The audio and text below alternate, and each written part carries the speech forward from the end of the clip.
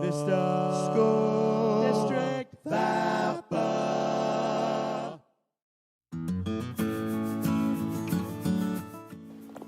Today we are going to do some art inspired by Wassily Kandinsky. You can see for our art we used some watercolors and some crayons. I used a black crayon for this first one, but I'm going to use a different color to show you. And I'm going to use, if I didn't have watercolor, we're going to use crayons. And this is just a plastic tray that I can show you how to use the crayons like watercolors.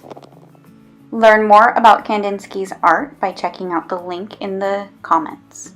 I have decided for this one I am going to use cool colors. So I have my purple crayon here, and I am going to draw some lines across my paper. These lines can overlap. You can have different shapes inside some of these lines. We are going to be painting these areas. So if you want some different things to paint as you go, the lines might give you some extra interesting details. Oh, I broke my crayon. I'm gonna just continue going.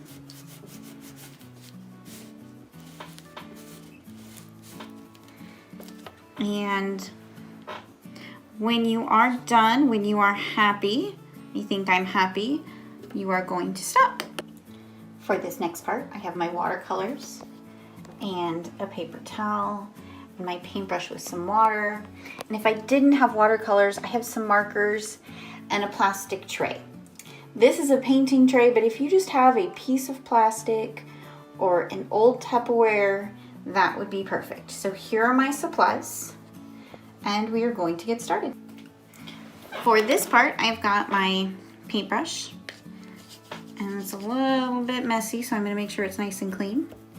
And I'm gonna start with my regular watercolors. I said I was gonna use cool colors.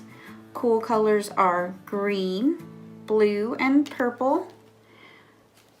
So I'm just gonna start by painting some sections. Remember, paint it lightly first, and if the color is not what you want, once it's dry, you can add more later. But if you're not careful, you can rip your paper by adding too much paint in the beginning. So it's always better to paint it lightly and then come back in the end. I'm gonna change colors a little bit. Make some blue dots. Oh, I need water, lots of water to start a new color. I'm gonna paint some blue dots.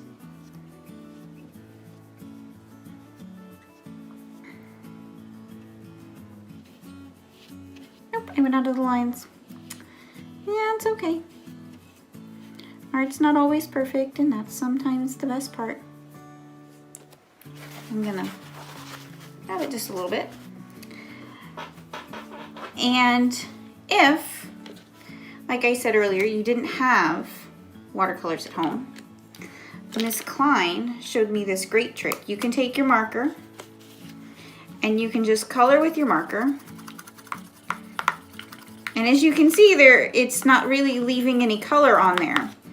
But when I take my wet paintbrush and mix it in, you can see I'm getting usable paint. It's giving me a nice, pretty dark blue. So I can go along. I may need to do that a lot of times, but this is an option for painting with markers. So if I don't have regular watercolor at home, I have an option.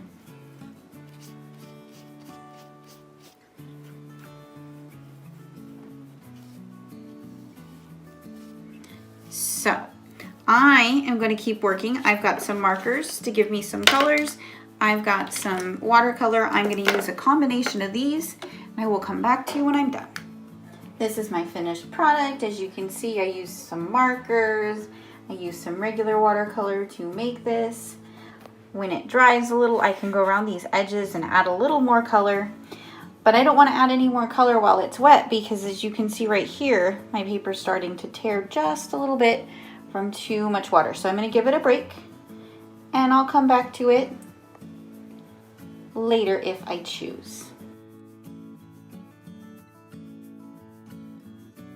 It's been about 30 minutes. These are our finished products. My daughter and I made some extra ones for you to see. These are our new ones. Don't forget to share your finished project with us on Twitter or on Flipgrid.